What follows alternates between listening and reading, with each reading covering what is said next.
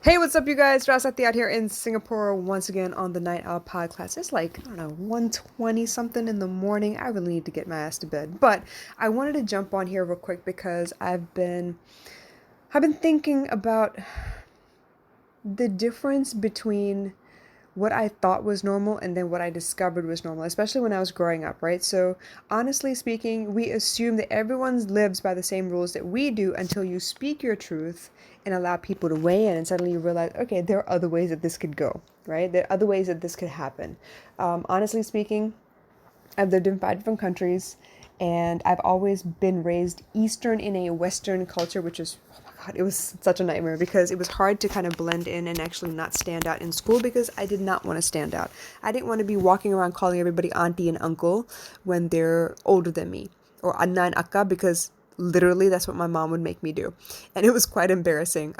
She had situations sometimes where I would be in a Western country in a in an international school, and the international school didn't have a uniform, so what my loving mother would do was create a uniform for me, which besides being completely mortifying, definitely definitely made me stand out from everybody that I was in school with. So I was trying my best to fit in, and it didn't always work. And here I was at home, my mom is there all the time explaining to me why this has to be the certain way that it is and why she wants me to be in a uniform and not worry about, my hair and my fashion. She wants me to concentrate on studies. I get it. But then there were certain aspects of my life too where mom would be like, all right, what happens within these four walls? Stay within these four walls. You don't need to be talking about our personal business out in the street. And it wasn't it wasn't until we got to Yogerville in Virginia. It was an ashram in the middle of the forest, basically, literally the forest, because Buckingham County has a lot of forest. And I got to know some of the neighborhood kids, and we got to talking, and it was the first time I'd ever spent time with anyone who was a classmate from school, but outside of school hours, because my mom was really strict. It was one of those situations where if we got out of school, I was supposed to go straight home, right? And I'm not allowed to go to parties. I'm not allowed to call anybody. If I had questions with homework, well, I better not have any questions about homework. So it was one of those situations where I finally got to break what was normal for me, and I got to hang out with people outside of school hours.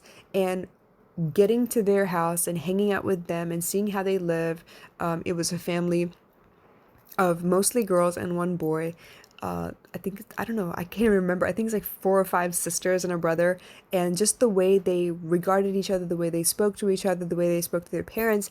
Oh my God, that was a complete eye opener. And I wasn't prepared for what I saw, because I really honestly thought everybody lived the way I did. I didn't question the status quo because I didn't know any better. I mean, think about it. Asian culture means if I get in trouble at home, the first thing that's going to happen is my mom is going to call her brothers and sisters, or my dad's going to call their brothers and sisters, and I'm going to get in trouble the same way with those people, but over the phone. Or if we, God forbid, I have to go visit them at some point during the week, they're going to bring up the same shit and tell me off the same way my parents did. So it's like reiterating the same lesson over and over again, but like with several different sets of parents. Whereas when I finally got to a situation where I was dealing with somebody who was not family or family friend, as in like from the same culture, Sri Lankan Tamils who were living in the West or whatever, I got to see how the other side lived. I got to see that there was another way to speak to people. I remember being at, the metro house, and there was a disagreement of some sort, and the way they handled the disagreement was like, yo, really? Y'all can talk it out. You're allowed to give your opinion. Like, you won't get slapped for talking to your mom and telling her that you don't like what she did. Like, seriously? And that was eye-opening to me. And I can't stress more right now that being isolated or thinking that things are one way, not realizing that there are so many other ways things can be handled, can be very, very detrimental to your mental health. This is why I keep telling people nothing grows in isolation. If you're in a stressful relationship, let's say you're dating somebody. Everyone's favorite is a narcissist, right? So let's say you're dating a narcissist and they've essentially cut you off from your friends and family. So that's no one that you get to talk to, right? And discuss your relationship with, because that's the last thing they want. They don't want you to know that they're abusing you. They don't want you to know that they're taking advantage of you. They don't want you to know that there is a better way to be treated. They want you to feel like that's the only person for you. They're it. That's the best person for you. They love you to death. And yes, they have, temper issues, or yes, they have moments where they lose control, but honestly, they really do love you and they would fall apart if you weren't there. Like, I understand, right?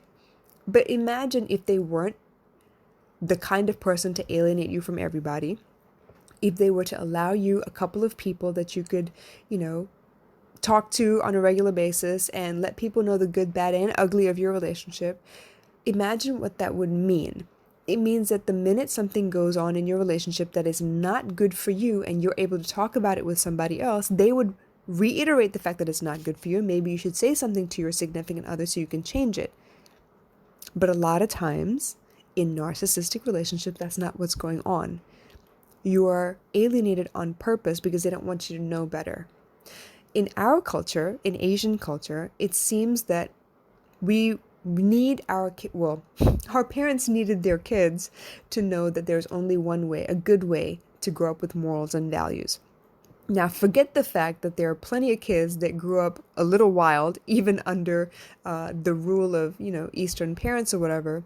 You're always compared to the golden child of somebody's family. You're always compared to that one cousin that just gets everything right all the time, right?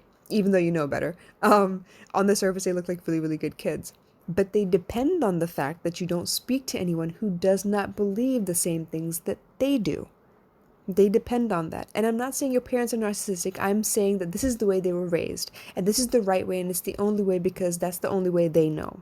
And they were never allowed to question their parents. And they were never allowed to speak back. And what their parents said was law. So when they finally got through that phase of having to listen and having to obey, and they got a chance to have their own family, they took it as, okay, I've earned the right to be heard now.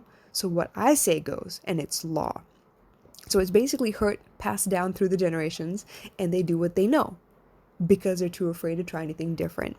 And it seems like our generation at the moment is the one that's going to question everything and kind of throw everything into a little chaos. A little chaos is kind of good, though.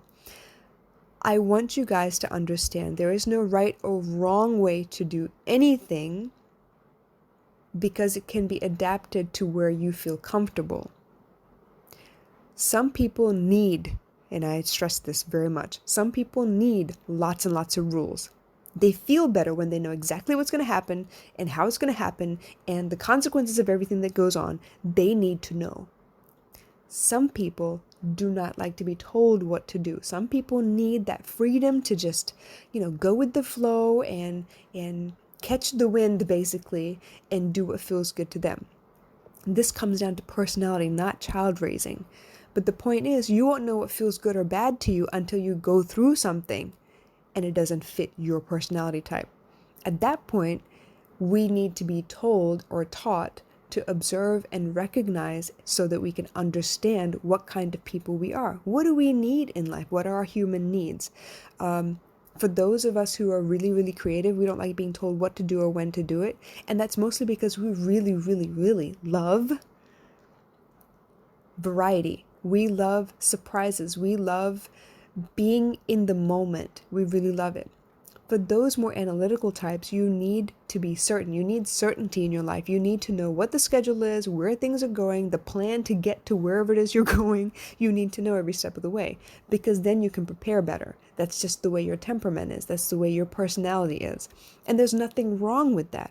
But what works for you may not work for me, and that's okay too. This is something I used to teach teachers or tuition teachers or young parents because let's face it, no two kids are the same. And if you have a classroom full of 30 of them, God, you better be ready and understand that everybody has different ways of learning and different ways of retaining information and different needs as far as attention in the classroom as well. So bottom line is, you don't know that your version of normal is not the only version of normal for the world until you start speaking up and saying what is normal to you, until you start telling your story, until you start explaining to people what it is that you know and what it is like for you in your home. You don't know what's possible out there. So again, I'm going to tell you, you tend to assume that everybody lives by the same rules you do until you speak your truth and allow people to weigh in. And that is some of the most scary moments in your life. When you tell people, hey, I love showing love by being physically affectionate, or I love showing love by buying gifts. Until you tell somebody that, especially your significant other, you don't give them the opportunity to tell them if that's the way they like to receive love. And that's really important. If they don't like to receive love, no matter how many gifts you give, it's not going to be received well. And they're going to assume that you don't care about them, you're not paying attention, you're not doing what they want you to do. And you're going to feel like, oh my God, I do so much and they don't care, they don't appreciate me.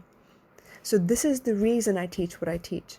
This is the reason I teach all the way at the beginning with self-awareness and emotional intelligence, because if you don't know what you like, how will you know how to troubleshoot when what you like doesn't jive with what the other person doesn't like? You understand? So I hope this makes sense, you guys. Today, I really wanted to accentuate the idea or punctuate the idea that, normal doesn't mean normal across the board. Normal is normal for you. And then what's normal for somebody else is totally different, and that's okay.